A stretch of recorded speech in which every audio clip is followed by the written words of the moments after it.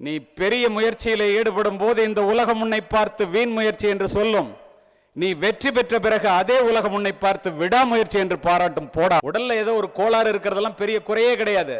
தன்னிட்ட இருக்கிற திறமையை அறிந்து கடுமையாக முயற்சி செய்து உழைக்கவில்லை என்ற ஒற்றை காரணம்தான் உங்களுக்கு அத்தனை பேருக்கும் உள்ள பழி. ராமநாதபுரத்திலே வீடு வீடாக பேப்பர் போட்டுக் கொண்டிருந்த ஒரு சிறுவனால் அணு விஞ்ஞானியாகவும் இந்தியாவினுடைய முதல் குடிமகனாகவும் ஜனாதிபதியாகவும் உயர முடிந்தது என்றால் நம்பிக்கையை தவிர வேற என்ன இருக்க முடியும்? விழுந்து கிடந்தால் சிலந்தி கூட நம்மை சிறைப்பிடிக்கும். எழுந்து நடந்தால் எரிமலையும் நமக்கு வழி கொடுக்கும். முடியாது என்று நினைத்து விட்டால் மூச்சு காற்றும் நின்றுவிடும். முடியும் என்று துணிந்து விட்டால் மூளைக்குள் மின்சாரம் பிறப்பெடுக்கும்.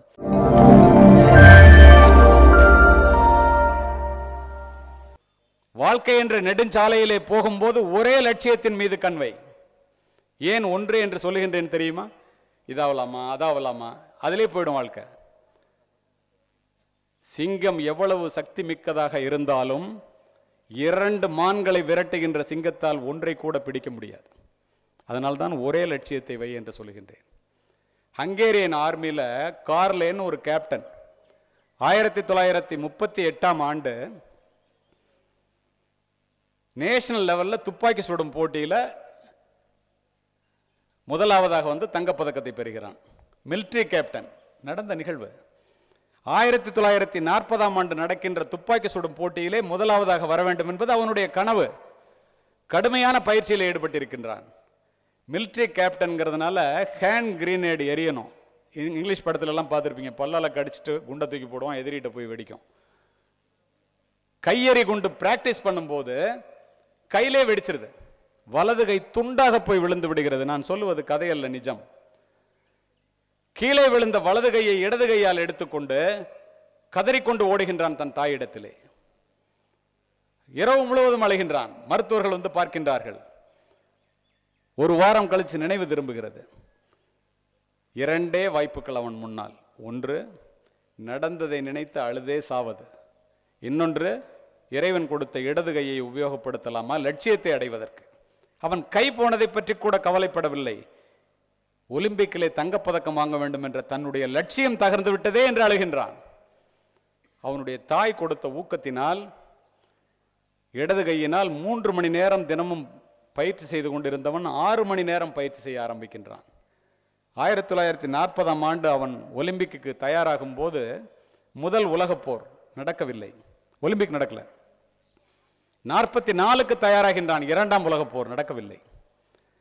நண்பர்களே, 1948ஆம் ஆண்டு 28 வயதிலே ஒலிம்பிக்கிலே போட்டியிலே கலந்து கொள்ள வேண்டியவன் 38 வயதிலே ஒற்றை கை, அதுவும் இடது கையோடு செல்லுகின்றான். அத்தனை பேரும் அவனை பார்த்து 28 வயது 2 கையுடன் இருக்கின்ற அவ்வளவு பேரும் அவனை பார்த்து சிரிக்கின்றார்கள். தன் தாயிடம் சென்று சொல்லுகின்றான். எல்லாரும் என்னை பார்த்து சிரிக்கிறாங்கம்மா. தாயினுடைய வார்த்தை என்ன தெரியுமா? நீ பெரிய முயற்சியிலே ஈடுபடும் போது இந்த உலகம் உன்னை பார்த்து வீண் முயற்சி என்று சொல்லும். நீ வெற்றி பெற்ற பிறகு அதே உலகம் உன்னை பார்த்து விடாமுயற்சி என்று பாராட்டும். போடா. அப்படி தன்னுடைய தாயினுடைய வாக்கை வேத வாக்காக எடுத்துக்கொண்டு போட்டியிலே கலந்து கொண்டான். நடந்தது என்ன தெரியுமா மாணவர்களே, மாணவிகளே?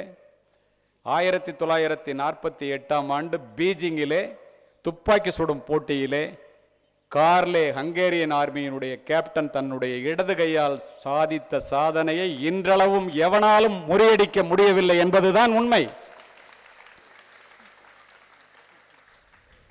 சிந்தித்து பாருங்க. அர்னிமா சின்கா எத்தனை பேருக்கு தெரியும்? கொள்ளையர்கள் கழுத்தில் இருக்கிற நகையை பறிப்பதற்காக வாரணாசியில் இருந்து டெல்லி போகின்ற ட்ரெயினிலே போகின்ற பெண்ணை, அவள் கால்பந்தாட்ட வீராங்கனை, நேஷனல் சாம்பியன், கொள்ளையர்களோடு போரிடுகின்றாள். தூக்கி ட்ரெயின்ல இருந்து வெளியில் ஏறிறான். எதிர்த்தார் போல் ஒரு ட்ரெயின் வருது. அதுல ஒற்றை கால் துண்டாக போய் விழுந்து விடுகிறது. ஒற்றை காலை வைத்துக் கொண்டு இரவு முழுவதும் அழுகின்றாள். உதவிக்கு ஆள் இல்லை. நடு ரோட்டிலே கிடக்கின்றாள். எலி தன்னுடைய துண்டான காலை எலி தின்பதை அவள் கண்ணால் பார்க்கின்றாள். அவளால் அசையக்கூட முடியவில்லை. முதுகெலும்பிலே அடிபட்டு விட்டது. காலையிலே பார்த்த கிராம மக்கள் கொண்டு போய் சேர்க்கின்றார்கள். 2011ஆம் ஆண்டு நான் சொன்ன சம்பவம். கிராமப்புறத்திலே இருக்கிற மருத்துவமனையிலே அனஸ்தீசியா இல்லை. அனஸ்தீசியா இல்லாம டாக்டர் ஆபரேட் பண்ணுங்கிறா அந்த பொண்ணு. எவ்வளவு தைரியம், நினைத்து பாருங்கள். நடந்தது என்ன தெரியுமா நண்பர்களே? 2013ஆம் ஆண்டு ஒற்றை காலிலே எவரெஸ்டினுடைய உச்சியை தொட்ட ஒரே பெண் என்ற பெருமையை பெற்றவள் அருணிமா சின்ஹா. எப்படி முடிந்தது? கண் இல்லாமல் சாதிக்கின்றார்கள், காது இல்லாமல் சாதிக்கின்றார்கள். எப்படி? பொறியின்மை யாருக்கும் பழி அல்ல, அறிவறிந்த ஆழ்வினை இன்மை பழி. உடல்ல ஏதோ ஒரு கோளாறு இருக்கிறதெல்லாம் பெரிய குறையே கிடையாது. தன்னிட்ட இருக்கிற திறமையை அறிந்து கடுமையாக முயற்சி செய்து உழைக்கவில்லை என்ற ஒற்றை காரணம்தான் உங்களுக்கு அத்தனை பேருக்கும் உள்ள பழி. அதை நீங்கள் துடைத்தெறிய வேண்டும் என்றால் உங்கள் மனதிலே நம்பிக்கை வர வேண்டும். செருப்பு தைக்கும் தொழிலாளியினுடைய மகனாக பிறந்த ஆபிரகாம் லிங்கனால் அமெரிக்காவிற்கு ஜனாதிபதியாக முடிகிறது. கருப்பு இனத்திலே பிறந்த ஒபாமா என்ற மனிதனால் வெள்ளை மாளிகைக்குள் 3 முறை 2 முறை என்று அடி எடுத்து வைக்க முடிகின்றது. ஏன் அவ்வளவு தூரம்? நம் அத்துணை பேர் மனதிலும் இடம் பிடித்த மேதகுமா மனிதர் அப்துல் கலாம் அவர்கள் என்ன செய்தார்? ராமநாதபுரத்திலே வீடு வீடாக பேப்பர் போட்டுக் கொண்டிருந்த ஒரு சிறுவனால் அணு விஞ்ஞானியாகவும் இந்தியாவினுடைய முதல் குடிமகனாகவும் ஜனாதிபதியாகவும் உயர முடிந்தது என்றால் நம்பிக்கையை தவிர வேற என்ன இருக்க முடியும்? அந்த நம்பிக்கை உங்களுக்கு எந்த நேரத்தில் வர வேண்டும் தெரியுமா?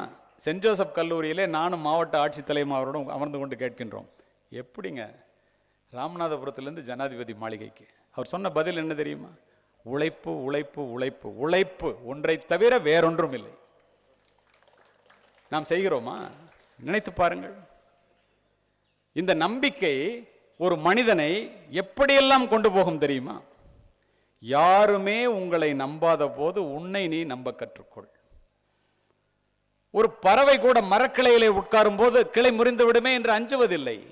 காரணம், பறவை நம்பி இருப்பது தன்னுடைய சிறகுகளையே தவிர கிளைகளை அல்ல. கிளை முறிந்தால் பறவை பறந்துவிடும். தன்னையே நம்பாதவனை உலகத்தில் நீ எத்துணை தெய்வங்கள் மீது நம்பிக்கை வைத்தாலும் எந்த தெய்வத்தாலும் உனக்கு விமோசனம் இல்லை. விழுந்து கிடந்தால் சிலந்தி கூட நம்மை சிறைப்பிடிக்கும். எழுந்து நடந்தால் எரிமலையும் நமக்கு வழி கொடுக்கும். முடியாது என்று நினைத்து விட்டால் மூச்சு காற்றும் நின்றுவிடும். முடியும் என்று துணிந்து விட்டால் மூளைக்குள் மின்சாரம் பிறப்பெடுக்கும். தன்னம்பிக்கை என்னும் நெருப்பு பொறியை மனித மனம் தாங்கி நின்றால் எண்ணியது எண்ணியவாறு நடக்கும். இடையூறுகள் எரிந்து சாம்பலாகும். அதுதான் நம்பிக்கை. மைக்கேல் பெல்ப்ஸ்னு நீச்சல் போட்டியில் ஒரு வீரன் இவான் குரோக்கரோட முத நீச்சல் போட்டியில் ஒலிம்பிக்ல போய் கலந்துக்கிறான். இவனை விட குறைந்த நேரத்திலே 100 மீட்டர்ஸ் ஃப்ரீ ஸ்டைல்ல இவனை அவன் ஜெயிச்சிடறான். ஓடி போய் அவன்கிட்ட, எப்படா இவ்வளவு குறைந்த நேரத்தில் நீ இப்படி நீச்சல் பண்ற அப்படின்னு அவன் கேட்டான்.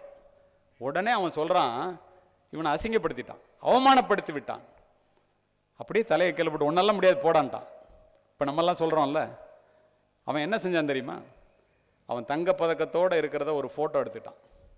தன்னுடைய படுக்கை அறையிலே கொண்டு போய் ஒட்டி வைத்து கொண்டான். காலையில் கண்ணு விழிச்சான்னா ராத்திரி படுக்கும்போது அவன் முகத்தில் தான் முழிக்கணும். தூக்கம் வருமா அவனுக்கு? 3 ஆண்டுகள் தினம் 6 மணி நேர பயிற்சியை முடித்துவிட்டு 4 ஆண்டுகள் கழித்து அடுத்த ஒலிம்பிக் போறான். தன்னுடைய தாயினுடைய காலடியிலே விழுந்து வணங்கி எழுகின்றான். அம்மா, ஒரு தங்கப்பதக்கத்தையாவது ஒலிம்பிக் போட்டியிலே வாங்காமல்.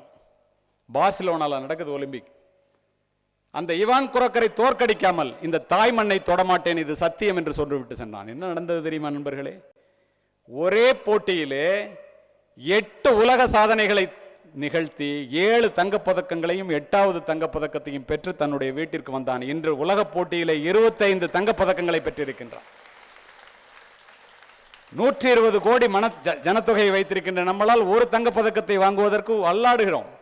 ஒரு மனிதன் 25 தங்கப்பதக்கங்களை வைத்திருக்கின்றான். எப்படி முடிந்தது? நம்பிக்கை உன்னை தவிர வேற என்ன இருக்க முடியும்? நினைத்து பாருங்கள். முயற்சி முயற்சி என்று சொல்லுகிறார்களே, என்ன? எல்லோரும் தான் முயற்சி செய்கின்றோம். எல்லோரும் வெற்றி பெறுவதில்லையே, ஏன்? முயற்சி என்பது முடிந்தவரை செய்வது முயற்சி அல்ல மாணவர்களே. முடியும் வரை செய்வதே முயற்சி. நீ எடுத்துக்கொண்ட காரியத்தை முடிக்கும் வரை செய்வதே முயற்சி. நம்மிடம் என்ன இல்லை என்பது முக்கியம் அல்ல, உன்னிடம் என்ன இருக்கிறது என்பதுதான் முக்கியம். இருப்பதை வைத்துக் கொண்டு நீ என்ன செய்கிறாய் என்பதை பார், அதுதான் முக்கியம். ஓட்டப்பந்தய மைதானத்திலே வெற்றி கோட்டை ஒருவன் குறைந்த நேரத்திலே கடக்கிறான் என்றால் அவன் பயிற்சி மைதானத்திலே அதிக நேரத்தை செலவு செய்தவனாகத்தானே இருக்கும்.